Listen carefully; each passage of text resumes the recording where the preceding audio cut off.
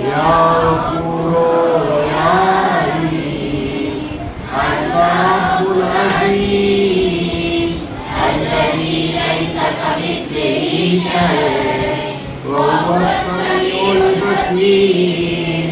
وهذا شهر أكرمته وكرمته وشرفته وفضلته على الشهور، وهو الشهر الذي فرضت صيامه عليه، وهو شهر رمضان الذي أنزلت فيه القرآن هدى للناس وبينات من الهدى والفرقان.